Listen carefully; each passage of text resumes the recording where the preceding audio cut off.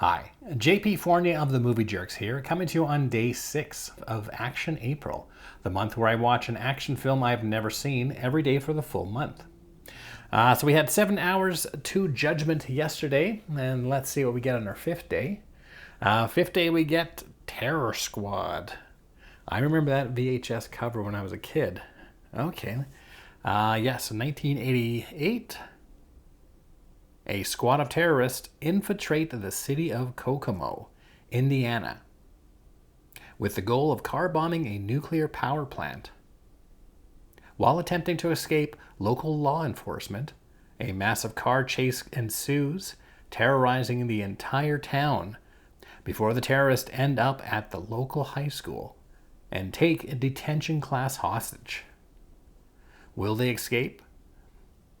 Will the crafty delinquents foil their plans? Will Chuck Connors step more than 2 feet away from his car? Watch and find out. Who's Chuck Connors? Well, I guess I'm going to find out. It sounds like it's like Die Hard, but mixed with The Breakfast Club? Okay. Terror Squad, day 6 of Action April. Terror Squad is one half car chase, followed by one half of The Breakfast Club meets Angry Terrorists. The first part, we get introduced to our high school kids that are being put in detention, as well as our terrorists who are being chased down by Chief Rollins, played by Chuck Connors, who I suspect is Dolph Lundgren's grandpa. This chase scene starts at the 15-minute mark and runs right up to 45 minutes in this film. That's right. This film has a 30-minute car chase scene at the beginning, and it never lets up in its intensity.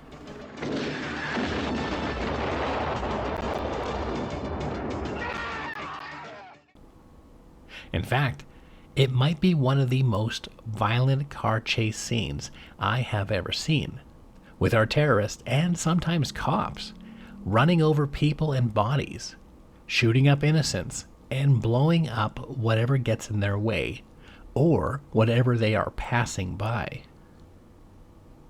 There's so much carnage in this chase scene. The second half does not tone down its tension, but it thankfully slows down the pacing a bit, just for our characters to get their bearings.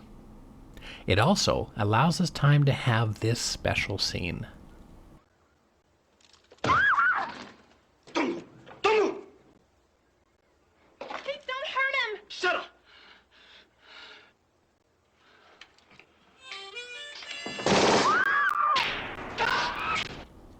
Yeah, that's right. The janitor must have heard the yelling and screaming from down the hall and decided that this was the best place and time to pull out his harmonica. Now, because this film puts so much attention and drive into the opening car chase scene, we can expect that it's going to try to outdo that in the final conflict. And yes, we get an Indiana Jones-style vehicle climb by our hip high schooler who is chasing down these terrorists in hopes to get a chance to get a date with the kidnapped hostage girl, who is the hot girl at school. He's literally throwing himself under the bus to get a chance to have a date with the hot girl. A horny teen that's going to risk his life just to get laid is probably the most believable thing in this film. These terrorists should never have underestimated the tenacity of a horny teen who thinks he has a chance of getting laid. Terror Squad offers a bunch of poor performances, unnecessary dialogue, and a whole bunch of continuity errors. Despite all of its numerous flaws, I still had a blast watching this over-the-top, very violent, and senseless action thrill ride. And there you have it, day 6 of Action April. This time I watched Terror Squad. If you've seen Terror Squad, we'd love to see some comments in the comments section. And if you're curious about other films we're watching in Action April, be sure to hit our subscribe button to get updates daily. And for more information about the Movie Jerks, you can go to www.themoviejerks.ca.